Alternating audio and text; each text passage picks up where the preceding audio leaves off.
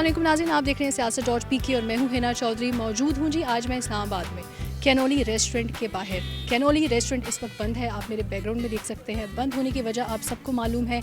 इस वक्त cannoli restaurant social media की जीनत बन चुका है। वजह है कि जो एक मैनेजर की तज़हीक की है, जो उसकी इंसल्ट की है अंग्रेज़ी ना बोलने पर, डिस्कस्टिंग, और आवाम का जो सख्त रद्द-ए-अमल सामने आया सोशल मीडिया पर, तो ये भी कहा गया कि आज एक उर्दू पंजाबी मुशायरा है। उसी सिलसिले में हम यहाँ पर मौजूद हैं। उन लोगों से आपकी बात करवाएंगे, उनका क्या कहना है, जो हरकत की है उन दो ख़वातीन ने क्या वो ठीक थी, और जो माफ़ी उन्होंने मांगी है क्या वो काबिल कबूल है। यानी कि आप किसी को अंग्रेज़ी ना बोलने पर इंसल्ट कर रही हैं।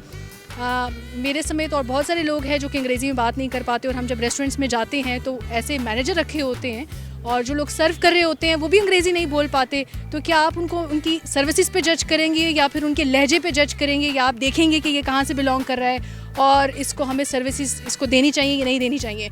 तो मुलाकात करवाएंगे उन लोगों से, आपकी वो जो मुशायरा हो रहा है वो भी सुनवाएंगे कि लोगों का कहना क्या है। तो आइए मेरे साथ। सिलसिले तोड़ गया वो सभी जाते जाते, वरना इतने तो मरासिम थे कि आते जाते। शिकवाए जुल्मते शब से तो कहीं बेहतर था, अपने हिस्से की कोई शम्मा जलाते जाते।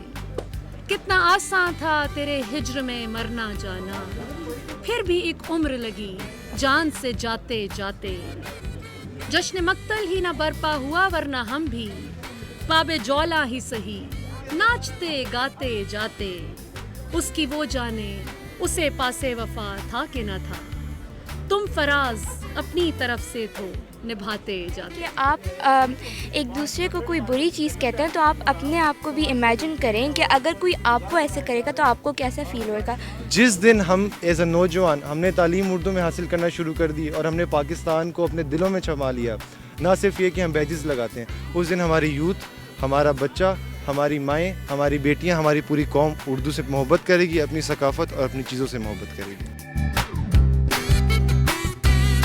अब ये कहना कि यार इसको इंग्लिश नहीं आती तो यार ऑर्डर कोई नहीं आपका इंग्लिश में प्लेस करता, सारे उर्दू में ही देते हैं ऑर्डर।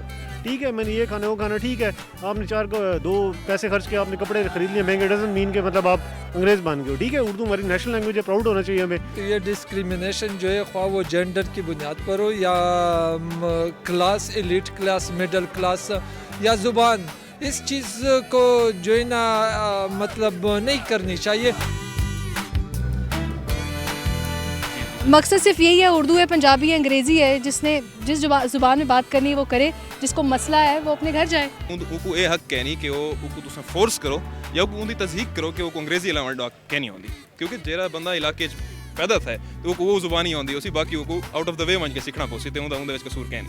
गुस्से में तो मैं बहुत हूँ, लेकिन ये मजाक सिर्फ इस कैफ़े में नहीं हुआ, इस पूरे मुल्क में हो रहा है। हमारे दस्तूर में की शिक 251 में लिखा हुआ है कि इस मुल्क की कौमी ज़ुबान उर्दू होगी, लेकिन वज़ीर-ए-आज़म से लेके एक आम दफ्तर तक सारा काम अंग्रेज़ी में हो रहा है। सुप्रीम कोर्ट ने 8 सितंबर 2015 को फैसला दिया था कि मुल्क के सारे निज़ाम को कौमी ज़ुबान में मुंतकिल करें।